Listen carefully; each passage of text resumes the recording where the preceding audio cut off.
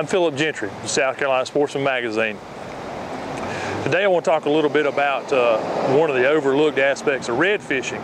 Now, a lot of people think that in order to catch redfish, you have to have artificial baits, you have to have certain setup, certain tide. Well, one of the things about redfish is they're opportunistic feeders, which means you can really catch them with live bait. Now, on a day like today, we're out here at Edisto Beach, Edisto Island.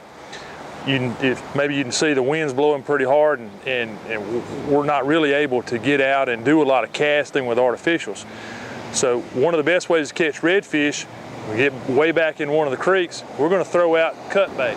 If you want to find an expert on fishing live and cut baits, you go right to the source, Edisto Seafood.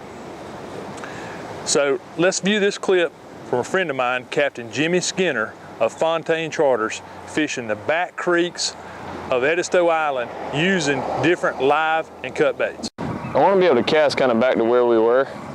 I'm going to see if the tide will catch us and pull us back out that way in a second. We've got a bunch of trees in the water. It's all about position. Sometimes you got to use the boat a little bit.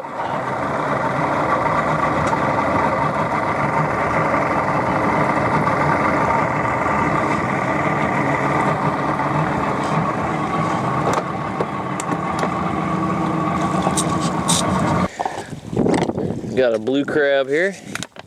Just pop the top of him off. Just like that.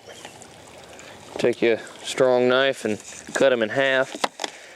And my favorite part of this guy is this back leg and this back fin. And there's a big piece of meat right there. You can take about that much of it. Put them on this rod. Put them on a little heavier rod, because most of the time when you catch a red on a piece of crab, it's a pretty big red. Not your 16, 17, 18-inch fish, you know, at least over the slot. Make sure you got that crab on there good.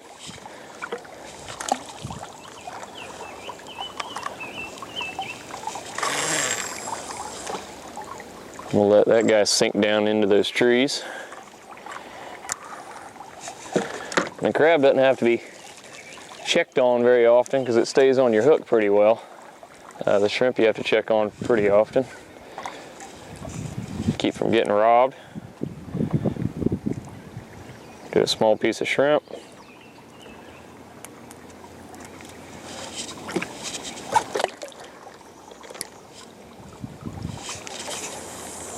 Down at the end of that tree.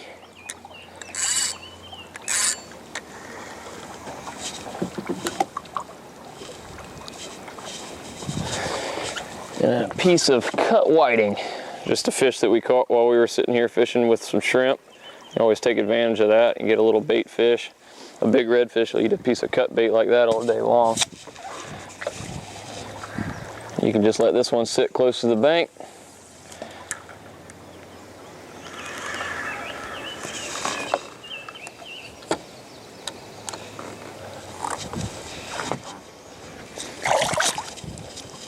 And I think we'll try a mud minnow too.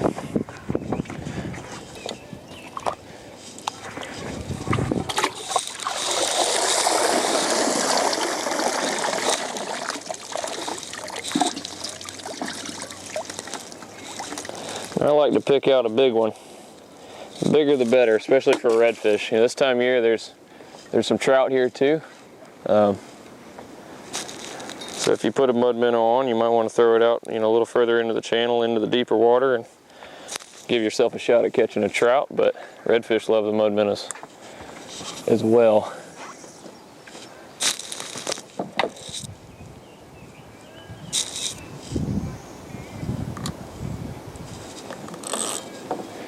Now we got 4 different baits out there, and you know, you start catching a few fish on one type, you might as well go ahead and switch some of your other ones over to the same type of bait.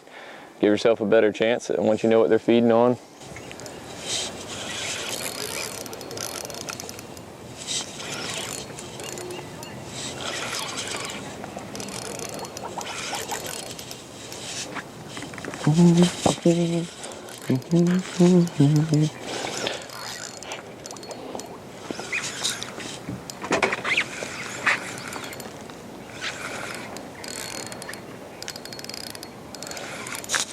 Hopefully we got a red.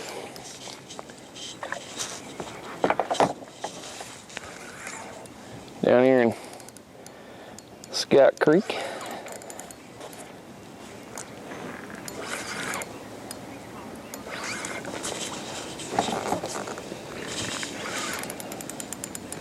Show me a big old tail kick. That's what I want to see.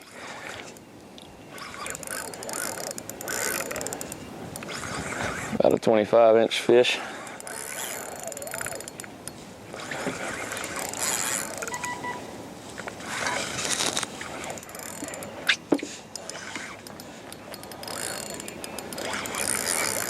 A good look. A lot of spots.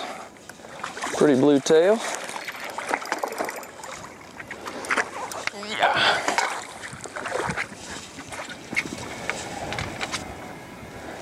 Looks like he's been in here for a while. He's probably 27, 28 inches. Beautiful red. He's caught in Edisto Beach. We'll let him go to make some more. Beautiful. Let's catch another one. So, no big surprise. Redfish will eat live and cut baits. If you like what you saw, you'd like to take a trip with Captain Jimmy Skinner of Fontaine Charters, who is based out of Edisto Seafood here on the island, give them a call. The number's on the screen. I'm Philip Gentry with South Carolina Sportsman. See you next time.